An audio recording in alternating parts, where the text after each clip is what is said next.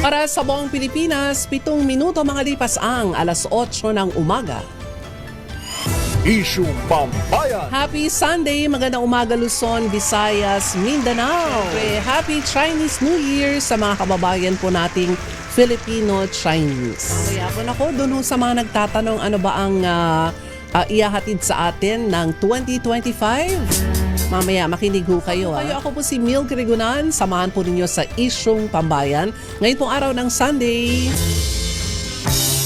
Ngayon pong January 26, 2025.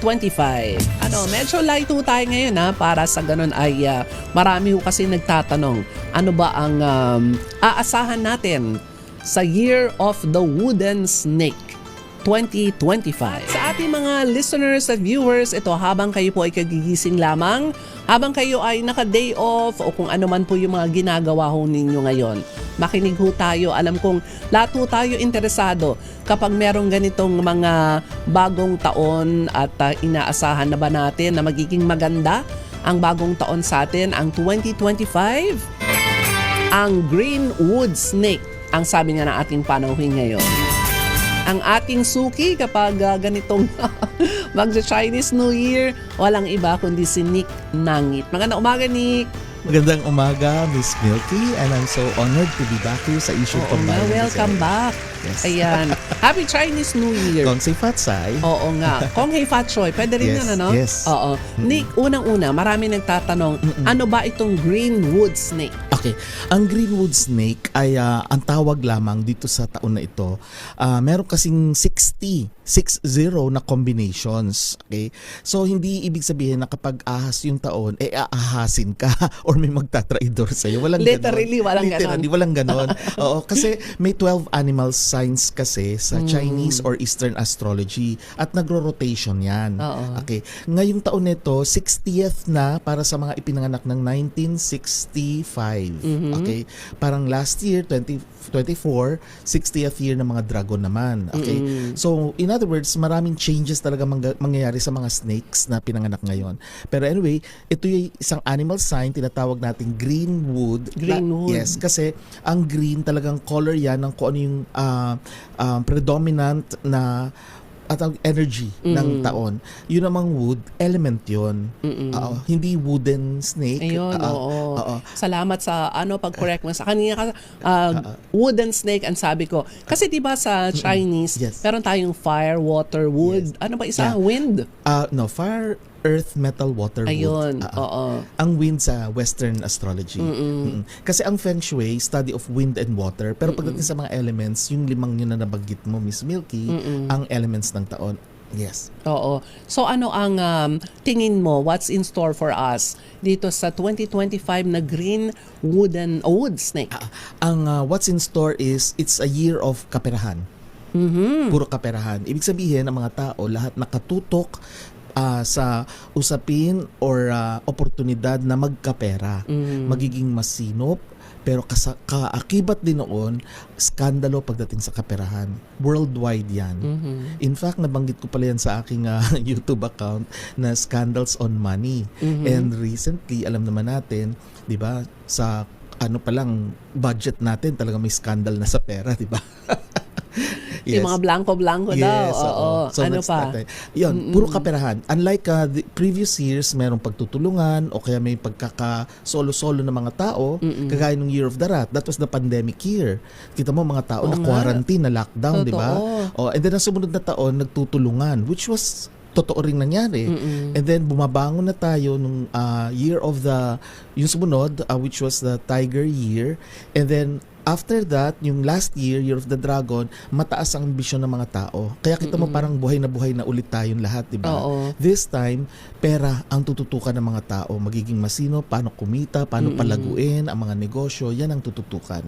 Ibig sabihin hindi kumbaga ay layunin nito para mapaganda yung Yes, buhay yes, ng pamilya Exactly. at ng paglago ng mga negosyo. Yes, tama. Ayan. So ano naman yung negative na nakikita mo sa ilalim ng Green Wood Snake Okay. 2025? Ang hindi maganda or yung kailangan bantayan natin ay yung skandalo pagdating sa kaperahan. Worldwide ito hindi lang sa Pilipinas, sa buong mundo. Pagkatapos yung elemento ng tubig at saka lupa. Ibig sabihin niyan yung pagka-ulan, okay, malalakas na pagbagyo ulit at hangin kasama yon, pati ang pagyanig ng lupa. So magkakasama yan. In fact, pwedeng magsabay pa nga yan Kaya yung mga tsunami, indikasyon na yan. Kasi nasa pre-shadow stage na tayo Kumbaga papasok na kasi ang Year of the Greenwood Snake sa Wednesday. So ngayon, 29. mararamdaman na natin. Tapos kanina nga lang umaga, di ba, nabalita na may malakas na bagyo na magaganap sa Ireland, Scotland at saka UK. Na super typhoon pala to. Ang tawag nila ay isang cyclone. Okay, na napakalakas. Yelo, tubig at saka hangin. So yun ang babantayan. Pati Yun ang babantayan. Yes, pati yung pagyanig ng lupa. So ibig sabihin, kalamidad, hindi tayo makakaligtas sa Yes. banta ng kalamidad sa ilalim ng Greenwood Snake. Yes, hindi tayo Ayan. makakaligtas yan. Oo, at nakakatakot na sabi mo kanina, bukod sa bagyo may mga pagyanig. Yes, earthquakes, okay? Kasi nagyayari na yan. In fact, 'di ba, ang bandang Africa nagbibitak yung lupa na malamang sabi nga ng mga scientifico na maghahati ang Africa, 'di ba? Magkakaroon ng isa pang kontinente. Yan ay hindi dahil sa sinasabi ng iba na kasi pinaparusahan na tayo ng Diyos. Walang kinalaman ng Diyos dito.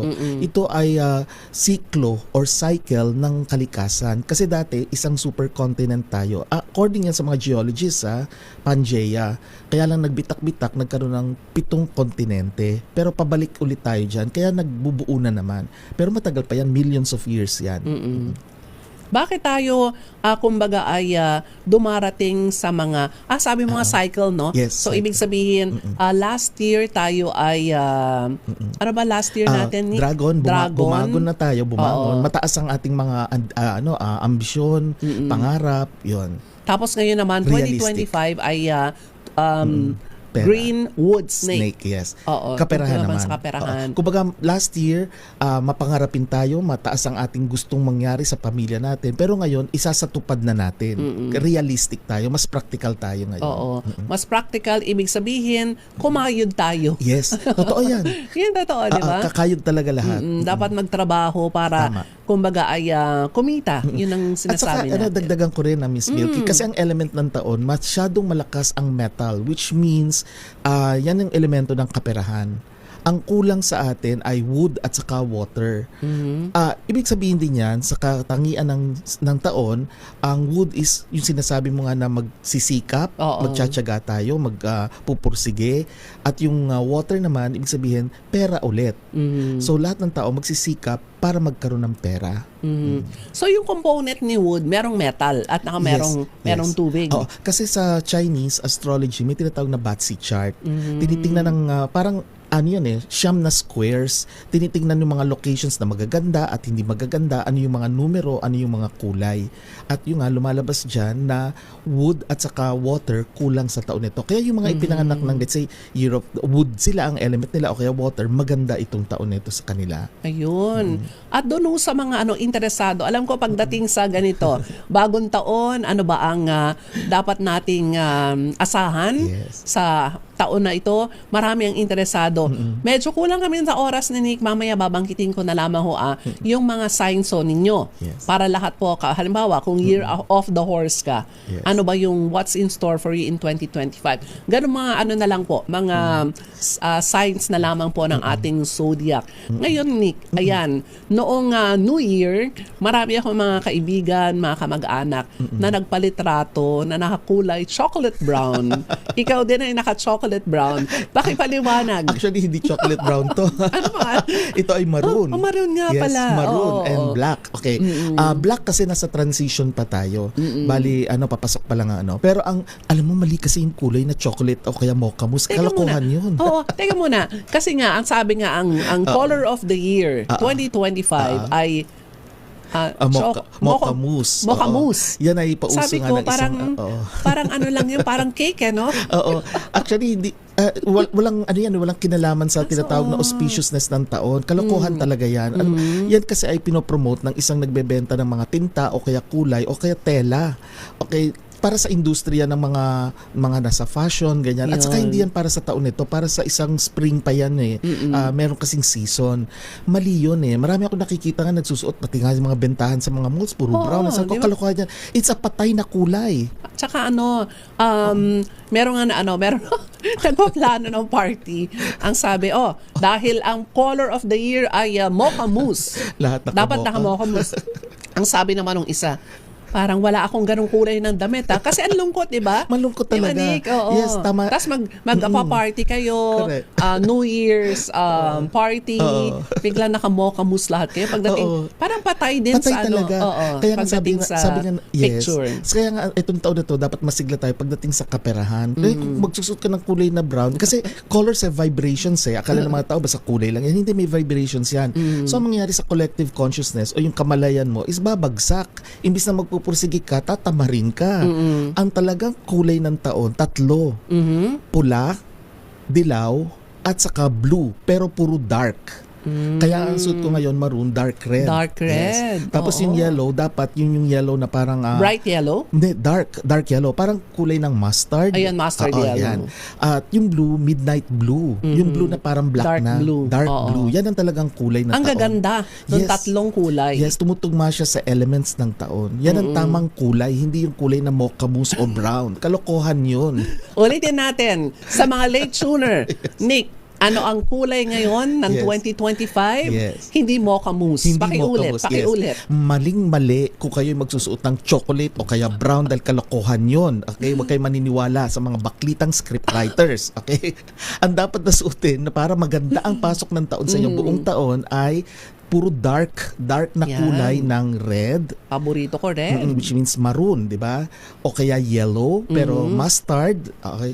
Bright yellow. Ganda Dark, rin. dapat dark yellow. Dark yellow. At saka blue, dark blue. Ibig sabihin parang midnight blue, parang black na siya. Ang gaganda. Yes, yung 3 kulay na yan. Kasi katugma niyan yung elemento ng taon. Sabi tuloy nung ilan natin mga listener, naku Nick, ang dami ko ng nabi. Kasi, bakit ka bumili? Kasalanan mo yan. Na choco mousse. Nagagamitin namin sa Wednesday. Speaking of Wednesday, di ba? Hindi kayo kailangan magsuot ng colors na yan.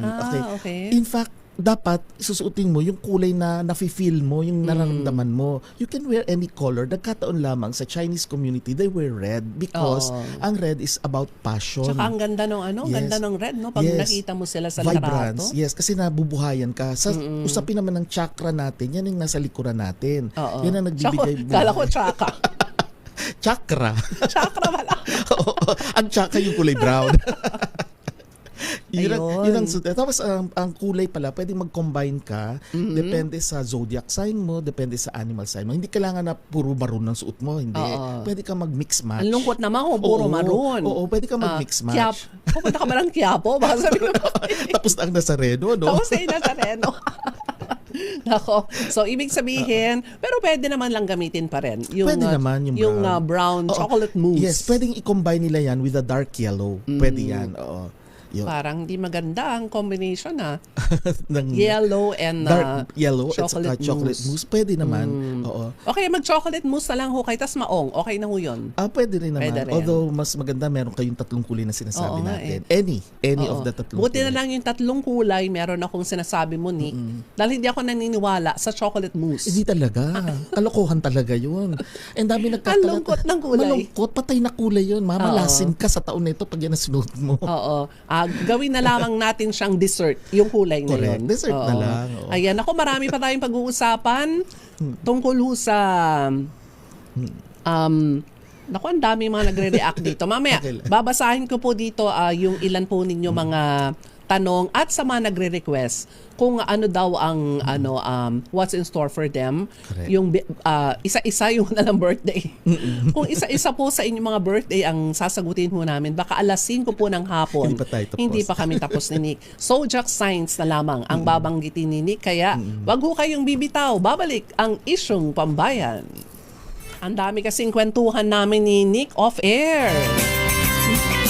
Naku, alam kong marami ho sa atin ang sumusunod sa ritual sa pagsalubong ho sa Chinese New Year. Hindi lamang po mga Filipino-Chinese na mga kaibigan natin, kundi lahat po tayo mga Pinoy, maraming mga naniniwala ho sa atin. Ngayon, Nick, ano ba ang kailangan na mapaghahanda ng ating mga kababayan, Chinese man o hindi, Yes. sa pagsalubong ng Chinese New Year ngayon 2025, Greenwood Snake. Yes. Maraming paraan para salubungin ng maayos ang pagpasok ng Chinese New Year. Ngayon, kung akala ng mga tao na mga Chinese lang affected, hindi po. Kasi prehistory, bago pa dumating ang mga Kastila, nakikipag-ugnayan na tayo sa China, kalakalan, at marami tayong mga ginagawa na nakuha natin sa kanila, Naisip ko tradisyon. tuloy, Nick, West Philippine Sea. Hanggang ngayon ay pag-ugnayan tayo. Oo. Correct. Anyway. Ang paghahanda, unang-una, declutter. Ibig sabihin, maglinis ka ng bahay, Yun. ng kwarto, para yung energy hindi Yes. stagnant, hindi yung parang hindi gumagalaw. Kailangan pagalawin mo, kailangan positive energy, chi, prana ang tawag doon. Pangalawa, kung kaya mo naman, pwede kang magbigay ng tinatawag na lychee o kaya angpao, kagaya ng hawak ko ngayon. Ba? And this is especially for you, Miss Wow. Thank you, Milky. Nick. Abot ko Nako, na. nakita na ating mga viewers. Swerte ba to for 2025? Salamat. Yes, it is. Natago ko to. Yes, may nakalagay dyan sa loob. You can show it if you like. Pwede mo ipakita sa kanila. Pwede. Yes, yes. Oo. So, anong ibig sabihin nito? yeah, Ang ganda. Pakita mo na rin para So, makita ibig nila. 100 Yes. na merong dragon. Yes. Na ginto. Ginto ho yata Yes. to. Ang bigat to. Yes. In fact, alam mo, nung pinadala ko yan doon sa ibang bansa, akala ng mga authorities, ginto talaga. Ginto talaga. Kaya nga sabi ko, good luck na lang kung makapasok sa nila, customs. So, anong ibig sabihin nito? Ang dragon kasi has always been a symbol of prosperity and wealth. Ibig sabihin, dadagsain ka. Tapos sa likod, 'di ba, meron yan isang palasyo. Actually, may tubig rin. Water is kailangan itong taon nito. Again, pera na naman 'yon. So it's pag binigyan ka ng ampaw, kailangan be grateful. Magpasalamat ka and i-return mo yung biyaya through prayers. Okay, doon sa nagbigay sa'yo. At saka mag-meditate ka na yung intention ng nagbigay sa'yo ay matupad. Yes, yun lang naman yan. So that is another way of preparing. Ang isa pa, pwede ka din maggagawa ng tinatawag na shoe and hop. Okay, that is a parang bilog na bowl or na nakalagay iba't ibang klase ng pagkain na matatamis o kaya yung magbubuklod-buklod sa pamilya. Okay, kagaya ng mga nuts, tikoy, candies. Yun ang ilalagay mo. Yan ay paghahanda, pwede mo din lagyan ng mga prutas, anything na bilog, pwede rin yun. Yung iba naglalagay ng money tree o kaya alam mo yung merong orange, kiat-kiat. Yun, kiat-kiat. Pwede rin yun. Oo. Pwede ka rin magsuot din ng mga polka dots. Nasa sa iyo. Kasi symbolic lang naman Basta yan. Basta wag chocolate mousse. Wag yung chocolate mousse. Correct. Kasi ang sa Chinese kasi, kaya nagsaserve sila ng tikoy para yung maging malagkit ang samahan ng pamilya. Yung bang sila ay sama-sama pa rin buong taon. At yung mga kaibigan kong mga Filipino-Chinese, Nick, ay namimigay sila nung napakalalaking box ng tikoy. Ano bang ibig sabihin nito? Okay. Yung malalaking box ng tikoy kasi is sweet, 'di ba? Matamis. So ang sinisimbolize lang niya yung magiging matamis ang samahan ng pamilya o kaya ng mga mahal mo sa buhay. Pero hindi naman kailangan na laging tikoy kasi pwede ka mag-serve ng bibingka o kaya anything na sweets. Kasi ang bigat nun pag dinala mo lahat at saka magastos yun kasi bibili ka, lulutuin mo pa yun, 'di ba? Lalagyan pa ng itlog. At magastos sa mantika. Yes, napakagastos sa mantika. Mahal pa naman ngayon mabilihin, 'di ba? Mahal ang mantika, mahal ang itlog. Pero pwede ba itong halimbawa, ang dami mo ng tikoy, Nick. Tapos marami nagbigay sa iyo mga ibigay mga Filipino-Chinese at iba, hindi naman Chinese. Pwede ba itong recycle? Pwede mong ipamigay? Oo naman. Kasi ang importante yung intention mo. Kung maganda ang nasa loobin mo, maganda yung intention at tatanggapin na maluwalhati nung pagbibigyan mo, hindi go lang. Pwede naman yun. So G, yes. sa pamimigay ng mga tikoy na sobra ho na inyong natanggap. Ngayon, ano pa yung mga paghahanda natin? Okay. Yun ang mga paghahanda natin. Tapos, hindi naman kailangan na 12 fruits, no? Meron kasi tinatawag din na prosperity na yung bowl na lalagyan mo ng mga matatamis parang katumbas yan yung tinatawag natin kanina na Schwenhap, no? Oo. Pagkatapos, of course, yung paglilinis nga ng bahay. Pagkatapos yung mas maganda pag kayo ay bisperas na. Okay, magsama-sama kayo, salo-salo kayo. 28 ng gabi, di ba? Oo. Magsama-sama. Ngayon, syempre yung iba nagtatrabaho, hindi sila makakapagsa. Okay lang yan, basta ang thoughts mo, yung isip mo, Nasa pamilya. nasa pamilya. Ayun. Yun ang mahalaga. Kasi may mga tao na OFWs na nakikinig Oo sa atin, nga. di ba?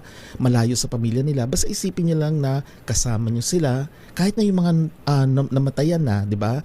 Isipin niyo pa rin yung mga sasayang alaala na kasama niyo o kapiling sila.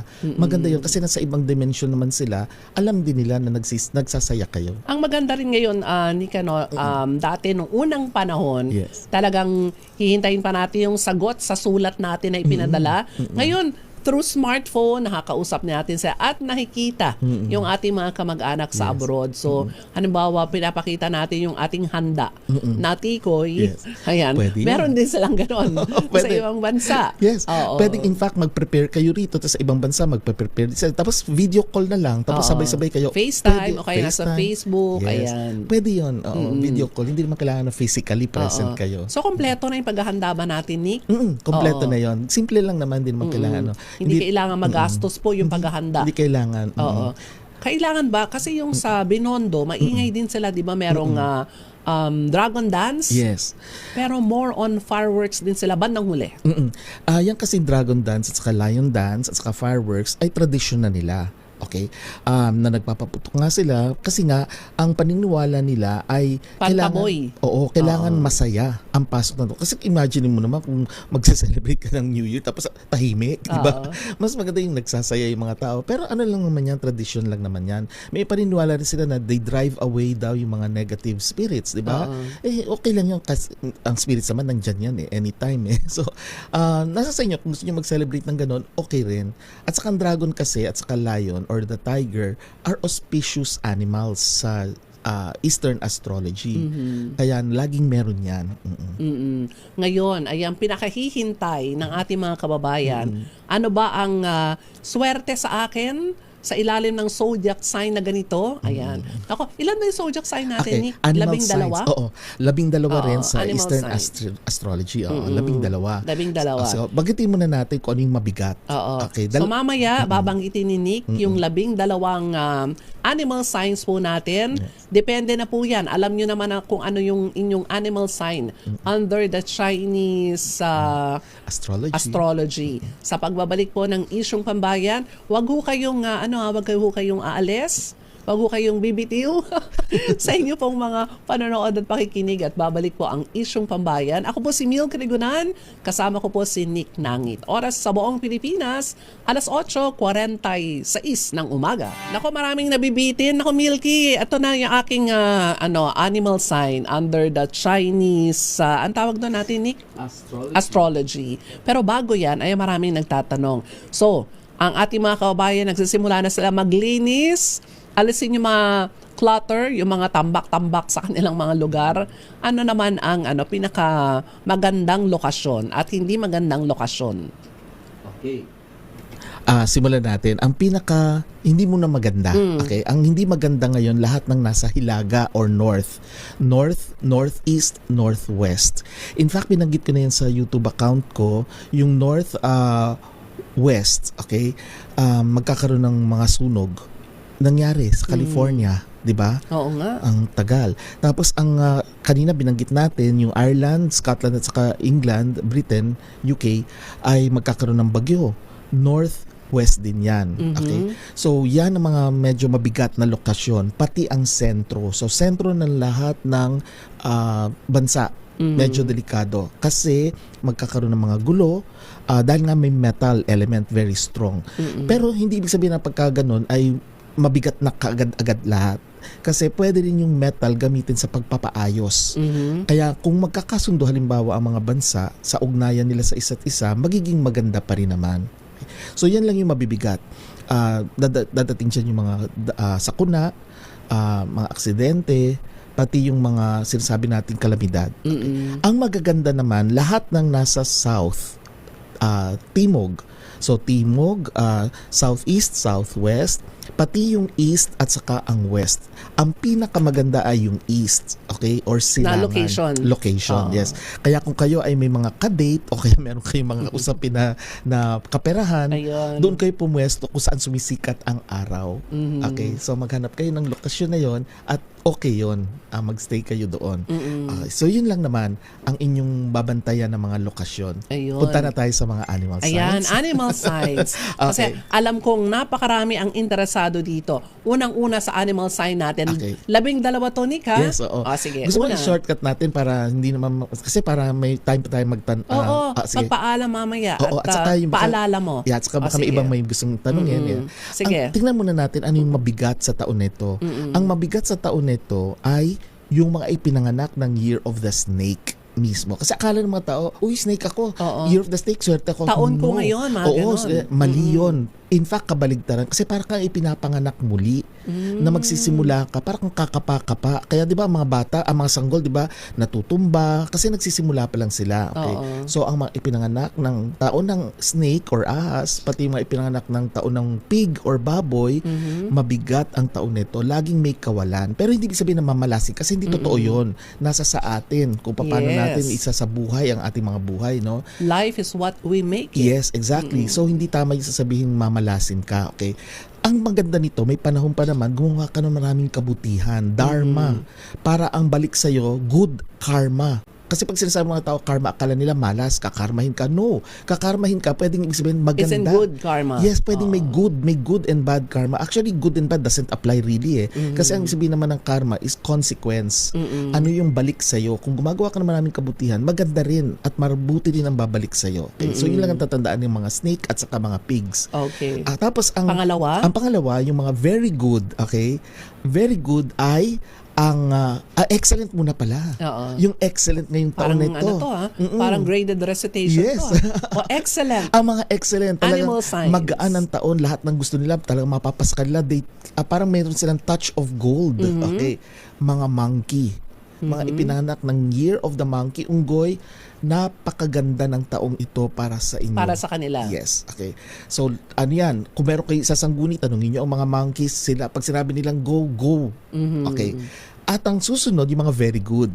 Okay. Ang mga very good ay yung mga pinanganak ng Year of the Ox at saka Year of the Rooster. Year of the Rooster. Yes. So, yung mga pinanganak ng Year ng Manok o kaya Year of the Ox, baka, very good ang taon na ito. Yung sabihin yan, magaan pa rin sa kanilang taon. Oo. So, tapos na tayo sa excellent, very good, All sa the, good. Yeah, all the rest, good na. All the rest good? Yes, yes. Ayan. All the rest good. Meaning yung mga rat. Horse. Yeah. Rat. Talagang yan yung horse eh. Rat, tiger, dragon, horse, sheep, pig, dog. Yan. Lahat yan, good lang yan. Okay? Ibig sabihin, like last year, 2024, mabigat para sa mga dragons at saka mabigat din para sa mga dogs. Okay? Pero ngayon, makakabangon na sila. Okay? At yung mga, all the rest, pataas. Lahat pataas eh. Okay? So good na yan. Good na lahat. So wala tayong i-expect na parang, naku, mabigat ang taon. Hindi. Oo. Yun lang dalawang binanggit ko kanina. Yung snake at saka pigs. Yan Pig. lang. Oo. Ayun. Yeah. So, maraming salamat po sa mga sa mga interesado sa aming topic ngayon ni Nick. Ang dami hong tawag dito, nagtatanong sa meron ka bang YouTube channel? Yeah, meron. KKK, ibig sabihin niyan, kabunganga Shaolong Bao.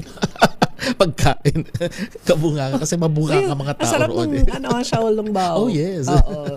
Ito, sabi ng Francisco Antonio Ramirez, yung kulay red, pwede. Pwede, ba basta isuot ngayon? Chinese New Oh Year? yeah, pwede. Ayan. Oh, red pwede. Tapos for the rest of the year, maroon na. Okay. Ayan, nagtatanong din siya, birthday, August.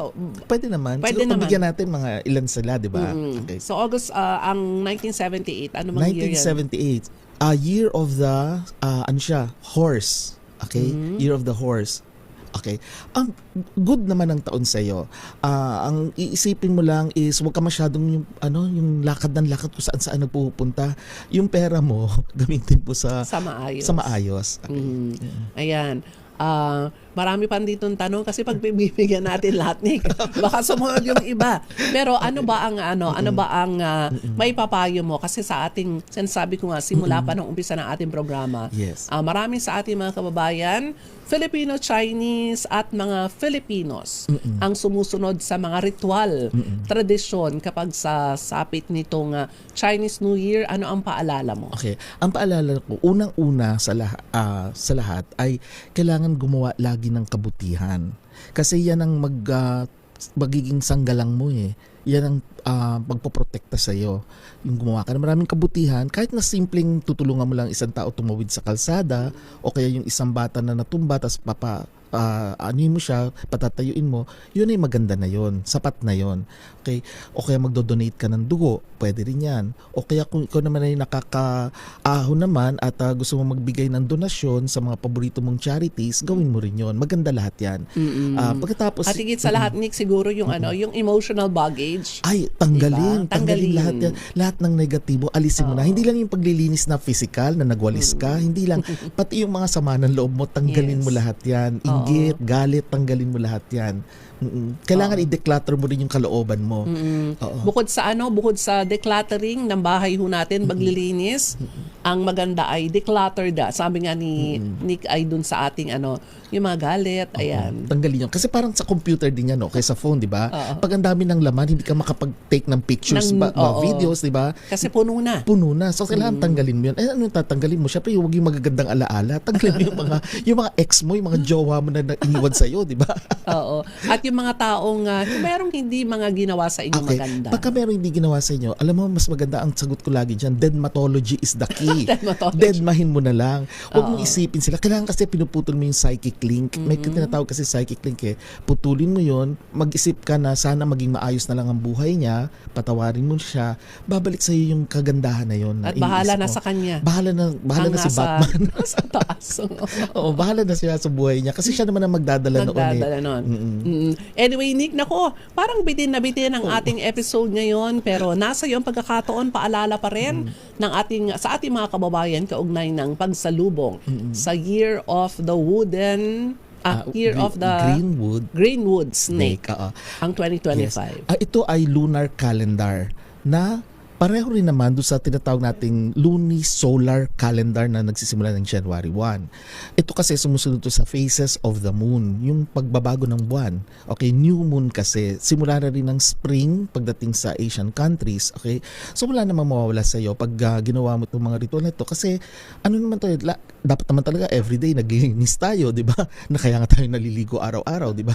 So ganun lang naman, simple lang naman to, at laging isipin natin yung kabutihan sa kapwa. Ganun lang ang pagsalubong sa bagong taon ng Chinese. Ayan, maraming salamat, Nick Nangit, at sana po ay subaybayan niyo siya sa kanyang YouTube channel at sa mga pagkakataon pa rin. Lagi naman namin siyang iniimbitahan dito sa DCRH. Maraming salamat, Nick, at Happy Chinese New Year. Salamat sa inyong aginaldo sa akin. Magandang umaga, Pilipinas, at Happy Chinese New Year.